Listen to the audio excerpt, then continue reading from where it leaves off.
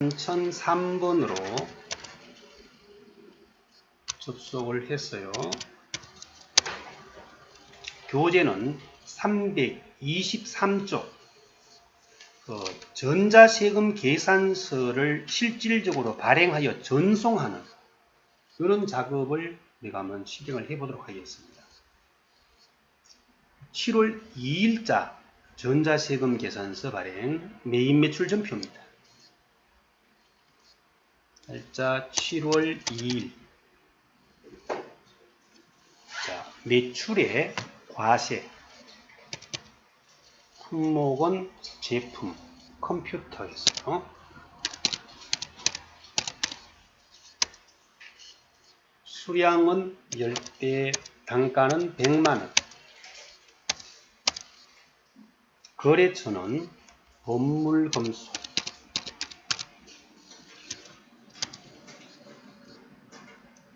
자, 이렇게 됐으면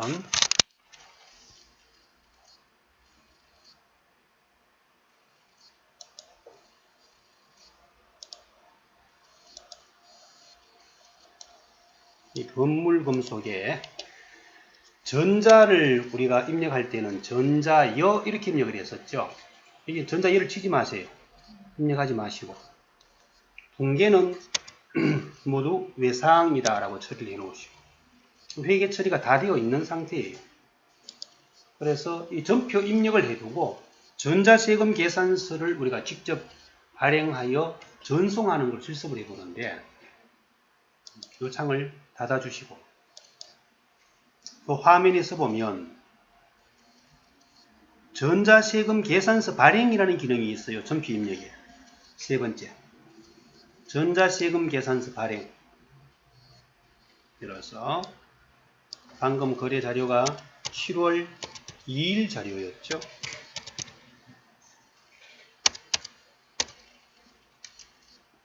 자, 엔터를 해서 하면 방금 입력한 자료의 발행 상태가 이렇게 미발행이라고 확인이 됩니다.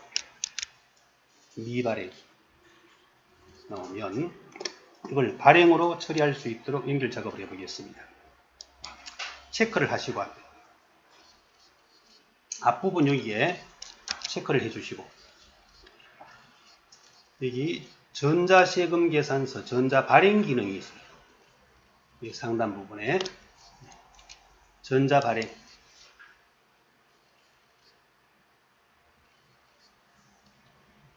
이렇게 하면 전자세금 계산서 발행 리스트가 떠요. 그리고 우측 상단에 있는 발행 한 건을 발행하시겠습니까? 예. 이렇게 하면 그 거래 상대방의 법물금속 담당자의 전자메일 주소가 들어가 있어야 됩니다. 이게. 그리고 아이디와 패스워드는 우리 교육용에서는 임의로 만들어 두었어요. 아이디 패스워드는 교육용에서 실습하기 위해서 KACPTA 패스워드도 맨 동일합니다. KACPTA 이걸 저장해 놓으면 계속 이걸 그대로 쓸 수 있습니다. 확인. 이렇게 하면 인증서가 떠요. 우리 교육용이어서 이렇게 임의로 뜹니다만 공인인증서가 있어야지만 이걸 발급할 수가 있는 거예요. 담당자의. 네. 확인. 이렇게 하면 전자세금 계산서의 발행과 승인이 되었다. 그리고 국세청 전송 상태에는 전송이 성공되었다. 라는 메시지가 떠요. 네. 이렇게 해서 이 창을 닫으시고 위에 보면 국세청 발행 상태는 발행이고 전송 성공 그리고 승인 번호가 뜨죠. 이렇게 하여 우리 그 전표 입력에 방금 했던 7월 2일자 여기 가서 보면 전자가 우리가 여로 선택을 하지 않았는데 이제 여가 뜨죠. 이렇게 전자여 자동으로 부여되어 들어옵니다. 이게 전자세금 계산서의 발행과 전송 방식이고 이렇게 발행을 했다가 차후에 이게 수정이 될 수가 있어요. 자, 수정이 되는 경우는 방금 했던 요 7월 2일자 이 거래 중에서 만약에 일부 뭐 20만원 정도가 반품됐다 라고 가정한다면 앞에서 체크를 해서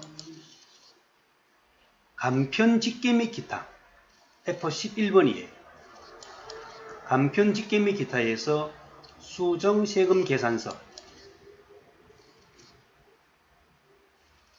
당초에서 수정하는 게 아니고 수정세금 계산서는 당초 거래가 요거죠.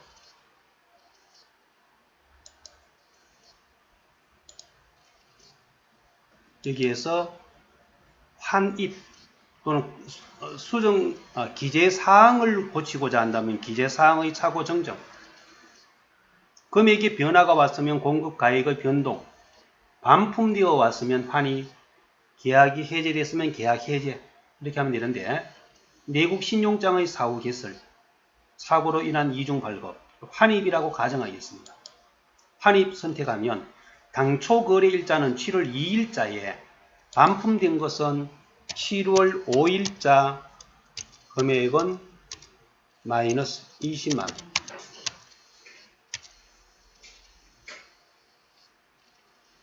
그리고 당초 승인 번호가 들어가 있습니다. 여기에서 20만원을 차감하겠다 이거예요.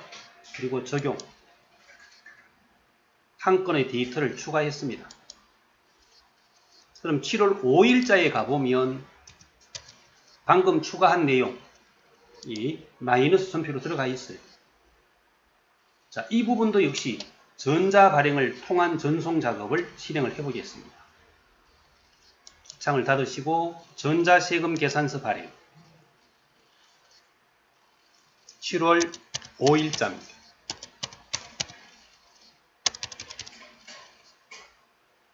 동일하게 앞부분을 체크해서 전자 발행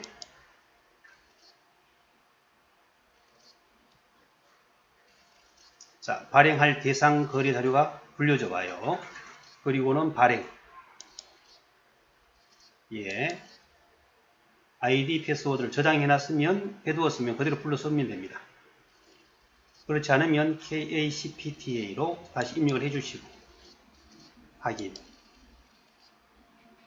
이렇게 하면 전자 발행을 통한 전송 성공 메시지까지가 떠요. 자, 이렇게 해서 받아주시면 메인 매출 전표 방금 7월 5일자 전자여로 부여가 되어 들어옵니다. 이건 수정 발행된 거죠. 수정세금 계산서. 세금 계산서의 발행 전송과 그리고 수정세금 계산서의 발행 전송 이런 것들을 전자로 직접 할 수가 있어야 한다라는 거예요.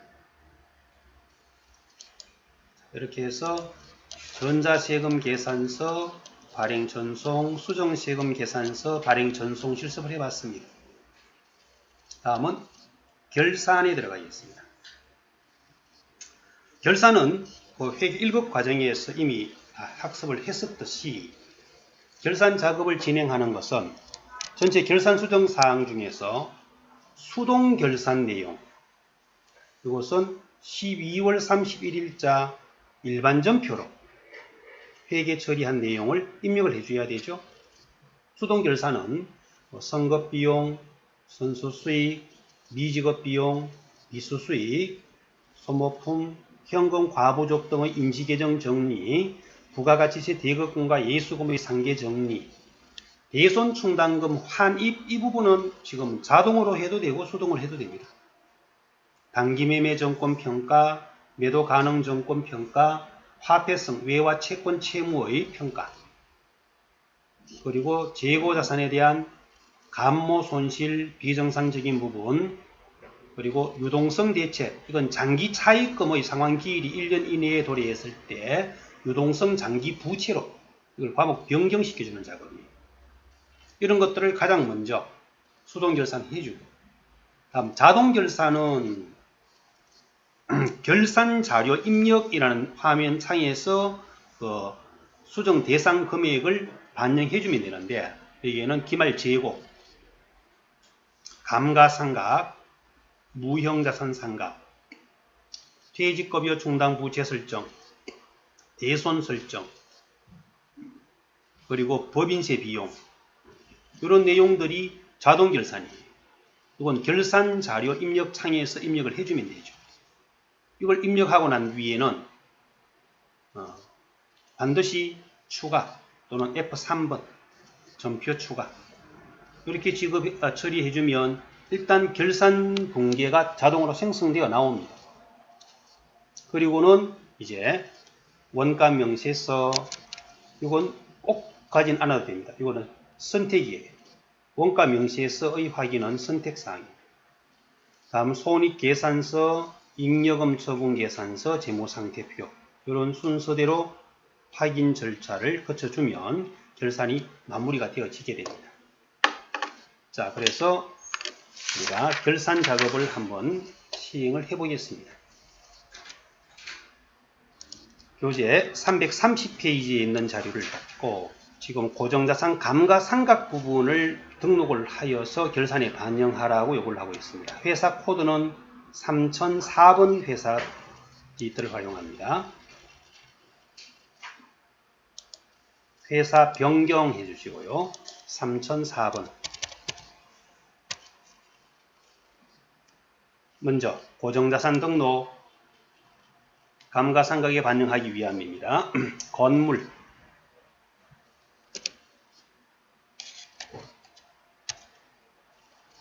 다음은 이게 코드명은 1년 번호예요.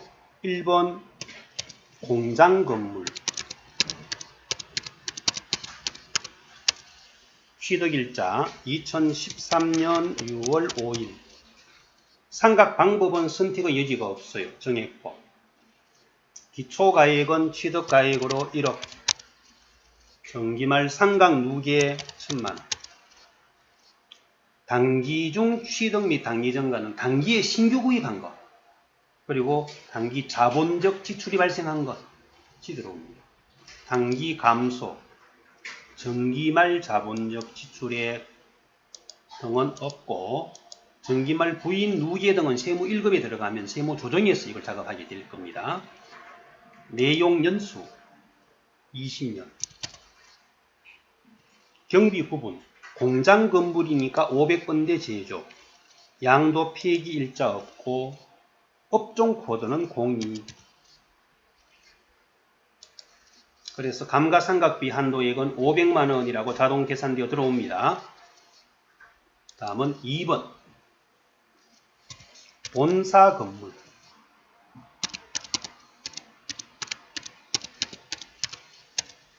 취득일자는 2013년 4월 1일 기초가액은 1억 8천 정기말 상각 누계가 1000만원 단기 중 취득 및 단기 증가 단기 감소 없고 단기 자본적 지출 등은 없죠. 내용 연수 20년 경비 부분 본사 건물이니까 800번대 업종 코드는 03 건물 등록이 다 됐으면 다음은 기계장치 3번 절단기 취득일자 2013년 7월 31일 기초가액은 8천만원 중기말 상각 누계 250만원 단기 취득, 단기 증가, 단기 감소 등은 없고 내용 연수 10년 경비 구분 공장용이에요. 500번대 업종 코드는 13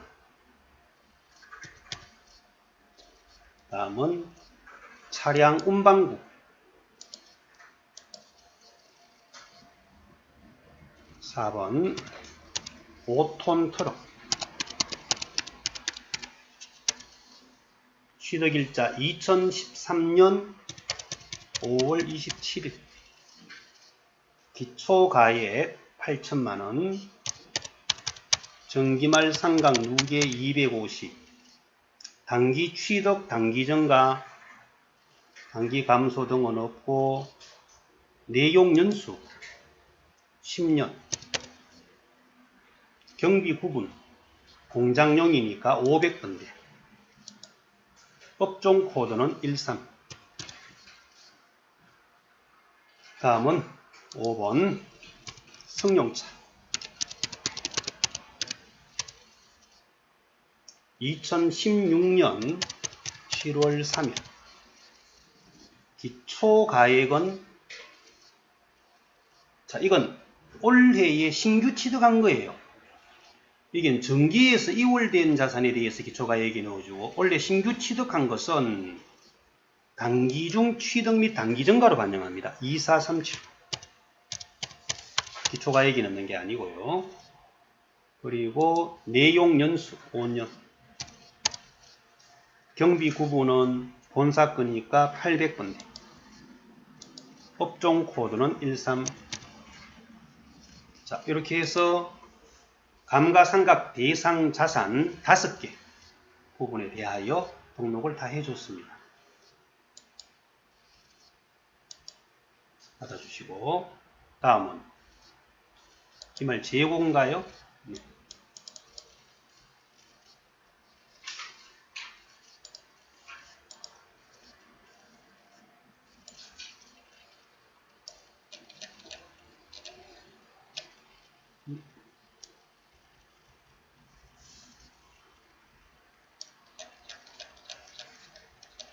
자, 이 기말 재고 부분은 잘 봐주시기 바랍니다. 원재료 부분에 대해서 장부 재고와 실지 재고의 차이, 여기가 이제 감모 손실인데, 감모 손실이 지금 150만원이 발생했어요. 이 중에 3분의 1이 비정상 감모라는 것은 영업외비용 처리하라 이 말이죠. 영업외비용 처리. 그래서 항상 자동결산에서 기말 재고액의 입력은 언제나 실지재고로 입력을 합니다. 언제나 실지재고. 제품도 실지재고의 원가로. 그리고 감모 손실은 정상적인 것은 매출 원가에 포함하기 때문에 별도의 회계 처리가 필요 없어요. 회계 처리를 하지 않습니다. 없고, 비정상적인 부분에 대해서는 사변의 재고자산, 감모 손실, 그리고 대변에는 원재료. 이때 원재료는 조교 8번 타계정 대체를 꼭 지정해 주셔야 됩니다. 비정상적인 부분에 대해서만 일반전표 입력을 해주고요. 이건 이론 부분에서 이미 다 설명이 된 내용이에요. 정상적인 것은 기말 결산 시에는 별도의 회계 처리는 하지 않는다. 그리고 실지 재고인 4,350을 기말 재고액으로 반영한다 이거죠. 제공품, 제품은 원가와 순실현 가능 가액의 차이는 평가 손실이죠. 이 평가 손실은 이것도 자동 결산에 반영할 수 있습니다. 자동 결산에 이따가 결산 자료 입력해서 넣어 보겠습니다.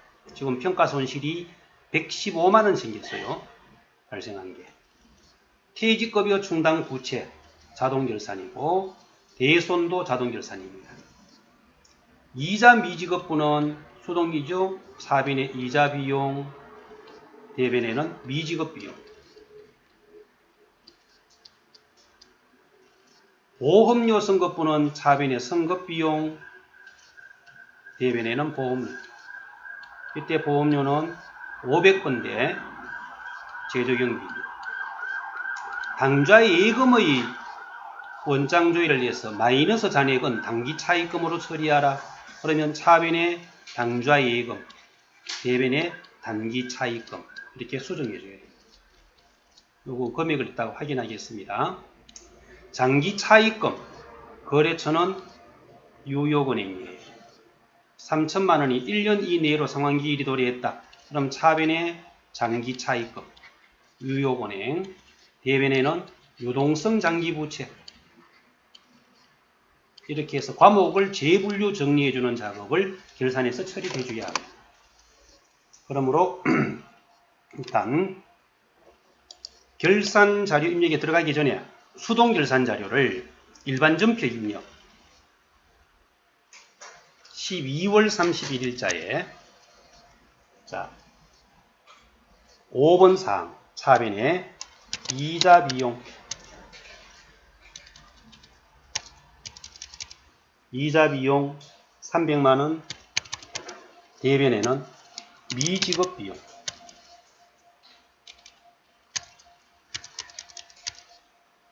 다음은 차변에 선급 비용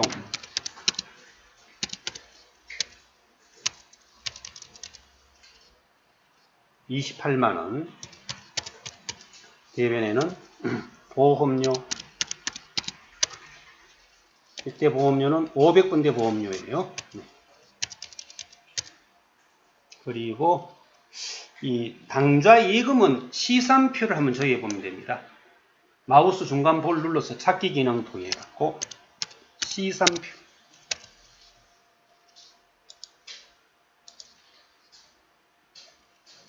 12월 31일자를 보면 당좌 예금 잔액이 마이너스 12299,780이죠. 12299,780 이것을 단기 차입금으로 수정해 주라고 했습니다. 차변에 당좌 예금 12299,780 대변에는 단기 차입금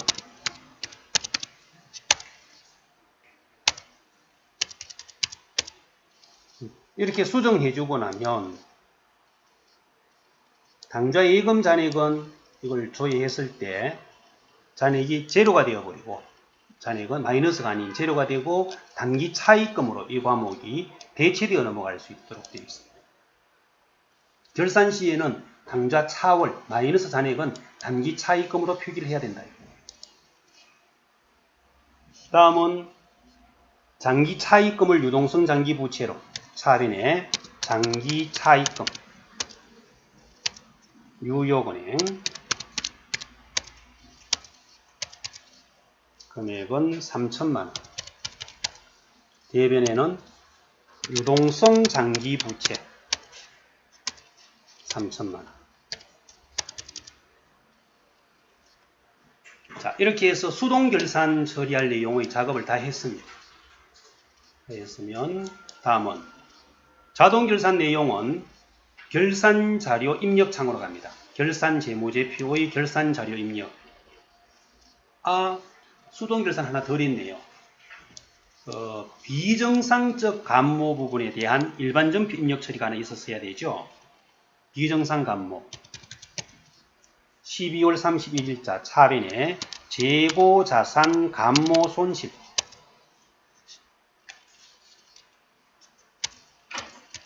3분의 1, 150만원에 3분의 1이니까 50만원이에요.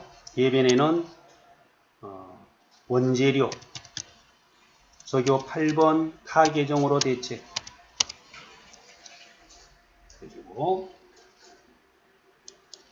다음은 결산 자료 입력 창으로 와서 1월에서 12월 먼저 기말 재고 기말 원재료는 실지 재고인 4,350으로 넣어주시고 기말 제공품 기말 제공품이 2,850만원 기말 제품이 48650인데 지금 여기 이 화면에서는 기말 제품의 평가 손실에 대한 게 메시지가 안 나오죠. 그럼 평가 손실을 처리를 해줘야 되는데 메시지가 안 나오니까 이것은 일반 전표 입력에 하나 더 입력을 하고 와야 되겠습니다. 여기에서 일반 전표 입력 이것도 자동 붕괴로 처리될 수 있도록 뜨는 경우가 있고 그렇지 않는 경우가 있어요. 일반 전표 입력에 12월 31일자 4변에 재고자산 평가손실. 평가손실이에요. 평가손실은 금액이 115만원. 그리고 대변에는 재고자산 평가충당금. 평가는 직접 제가 하는 게 아니고 평가충당금 개념을 별도로 만들어줍니다. 자, 이렇게 해서 결산자료 입력을 하다가 일반전표에 추가한 사항이 있다면 반드시 주의할 게, 이걸 다시 결산자료 입력 창으로 와서 위에 상단에 여기 보면 조회 기능이 있어요. 조회. 이 조회 기능을 한번 당겨주면 입력한 데이터가 반영이 되어 들어올 겁니다. 기말 원재료, 기말 제공품, 기말 제품이 들어갔고 재고자산에 대한 평가 손실을 반영을 해줬을 거예요. 지금 평가 손실 부분은 이렇게 나타나진 않네요. 자, 다음은 위에 1번의 감가상각 부분은 상단에 감가상각 이걸 눌러주면 고등사산 등록 자료가 다 들어옵니다. 경비 부분은 등록할 때에 제조 판관비 부분이 있는 걸로서 부분이 되고 결산 반영 이렇게 하든지 아니면 직접적으로 입력하든지. 경비에 오는 이 부분은 제조부, 판매 관리비에 오는 이것은 영업부위, 퇴직급여 충당 부채 설정, 퇴직급여 전입액에 생산직 230만원, 그리고 사무직은 판매 관리비에 사무직 178만원. 다음 대손. 대손 부분은 위에 상단에 대손 상각. 그래서 매출 채권에 대해서 설정만 하라고 했으니까 받을 음과 외상 매출금 부분에 대해서만 남겨두고 나머지를 지워줍니다. 지금 요 외상 매출금 부분에 대해서는 대손이 충당금 잔액이 더 많아서 환입이 발생하죠. 요 환입이 발생하는 부분은 이 과거에는 이걸 전부 수동결산해서 일반전표 입력 처리를 따로 해줬습니다. 2891320. 그래서 이걸 수동 처리하는 방법도 있고 여기 그대로 결산 반영해도 지금 맞다고 인정해줘요. 수동 처리할 때는 289130이죠.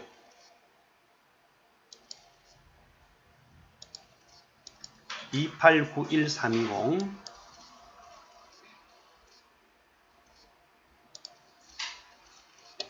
이 부분에 대해서 일반전표 입력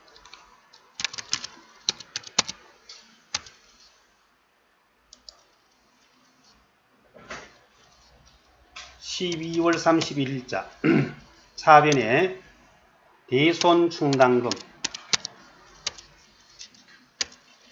2891320 대변에는 대손 충당금 환입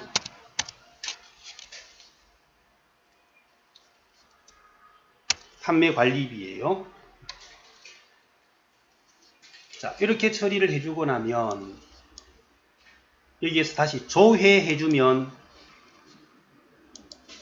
방금 수정 반영했는 것들이 반영이 되어 들어와요. 그리고는 대손 상각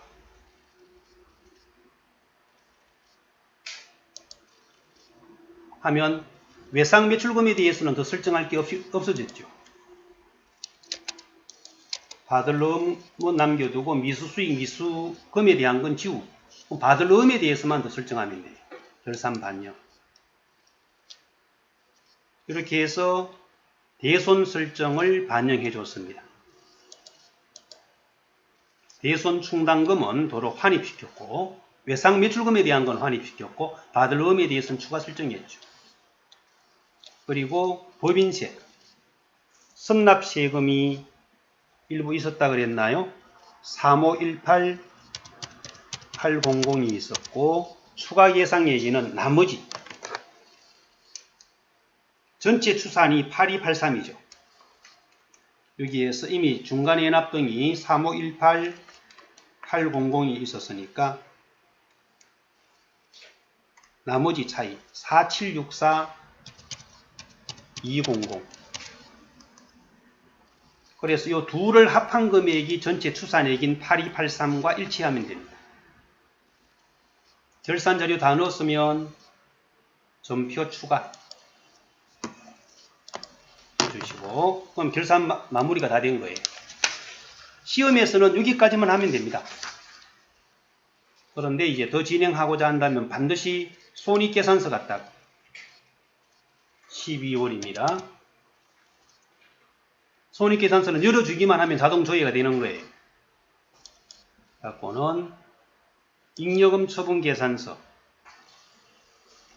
처분 내용이 있으면 일자와 처분 내용을 입력하는데 없으면 통과해도 됩니다. 전표 추가하고 마지막으로 재무상태표 12월 열어주는 걸로 해서 결산이 마무리가 됐습니다. 다음은 이제 부가가치세 신고서하고 이런 부분들은 우리가 모의고사를 통해서 자주 보게 될 거니까 이번 시간은 여기 결산 진행하는 흐름 내용을 모두 살펴봤습니다.